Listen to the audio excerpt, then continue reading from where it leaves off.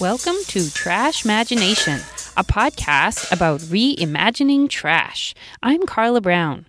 In today's episode, we're going to talk about a type of Korean patchwork called Bojagi or Pojagi. It is a form of creative reuse because it involves using up fabric scraps. Of course, the whole point of patchwork is to use up scraps, but something I love about Bojagi is that the sewing technique allows you to use more delicate fabrics that might not do well with other patchwork sewing styles. And this includes fabrics such as silk, ramie, or organza. But before I get too much into the details, what is Bojagi? The word Bojagi means wrapping cloth in Korean. Not all Bojagi are patchwork. Many are a solid piece of fabric. You might remember back in episode 63 when I talked about the creative reuse gift wrapping options that I talked about furoshiki, or the Japanese tradition of wrapping with fabric. But of course, many cultures wrap gifts with fabric, and Bojagi are used to wrap more than gifts. They can be used instead of a lunch bag, a school bag, or a grocery bag. I saw a video about how precious and sentimental papers were sometimes wrapped in Bojagi, or blankets were wrapped in them before putting them in the closet, which seems like a great idea to keep things tidy. I became interested in Bojagi after following fiber artist Kiva Motnick from the Thompson Street studio in New York.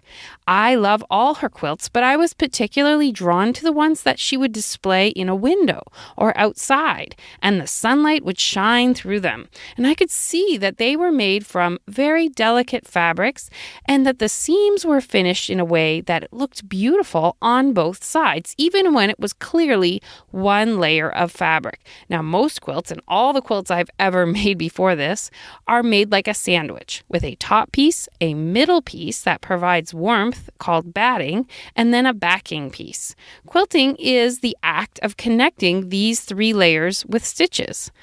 So first, the quilter makes the top. This is called piecing if it's not a solid piece of fabric. And then in most traditional quilts, the quilter sews the seams so that they look great on one side, but the edges of those seams hang loose on the back of that top piece. And these get hidden when you add the batting in the backing. But that was clearly not what was happening with Kiva's quilts, so I wanted to learn more. At some point, she noted that she was being inspired by the techniques known as Bojagi or Pojagi. This month, the Korean Cultural Center in Washington, D.C. has an exhibit by 3 fiber artists using this technique, and I was so lucky that I was able to go to the exhibit opening. And now I have made my first Bojagi piece, and it's absolutely beautiful, so I wanted to share what I'm learning with you. At the exhibit, I learned a lot about traditional and non-traditional Bojagi. The exhibit is actually called Tradition Transformed, and it's there until February 22nd, 2019, if you live in the Washington, D.C. area. The exhibit includes work by 3 artists, and all 3 of them spoke at the exhibit opening. The first speaker was An, who grew up in Korea, and she talked about how she used Bojagi every day as a child. She said Bojagi were more a source of shame at that time because it was the option for a family who could not afford a school bag. She noted that Bojagi were made by women from remnants after making clothes, especially the beautiful hanbok or silk dress worn at formal events like weddings. An became an expert in dyeing fabrics as she grew in her fiber career, and she dyed those fabrics with roots, berries, bark, and leaves, such as gardenia and indigo. She later studied traditional English hand embroidery, and she now combines these natural dyed fabrics with embroidery in her Bojagi. The next speaker was Julia Kwan, who grew up in Northern Virginia, here where I live. Now, she explores many topics with Bojagi, including ethnicity and gender. For example, she wraps human figures in Bojagi, which speaks to the objectification of the female body.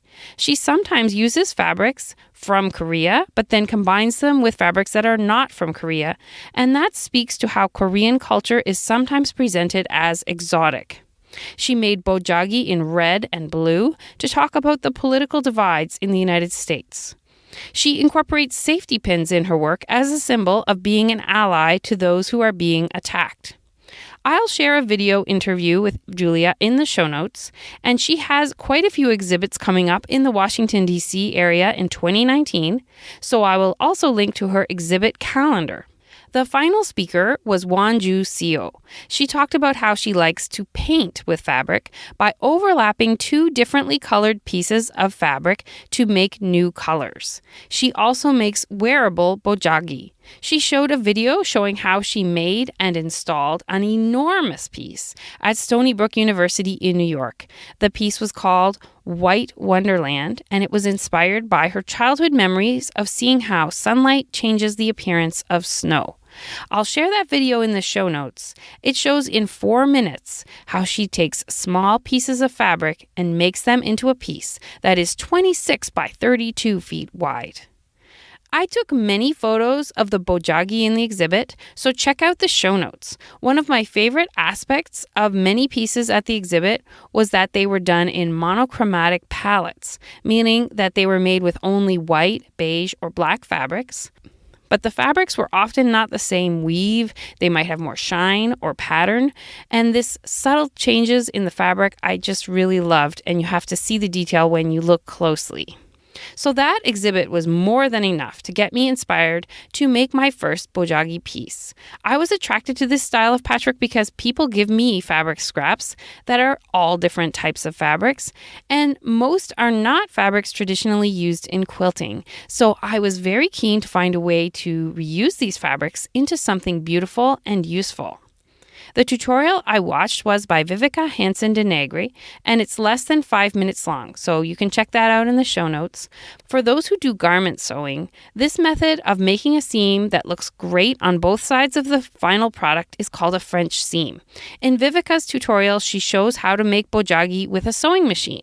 Of course, traditionally, it was done with hand sewing, and mostly with very tiny stitches called whip stitches. So Bojagi can be a great project to take with you, or it's a project you could make even if you don't have a sewing machine. While you might not need a sewing machine, you really do need an iron to press the pieces flat as you put them together and to press your seams in place before you sew them.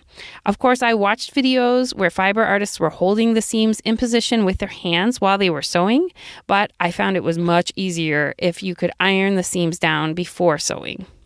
If you want to learn how to do Bojagi in a class, I think it's possible to find classes near you. One of the best known instructors in the United States is Yumin Lee, and she offers classes frequently in Pleasanton, California, and she also has an instructional video that you can order.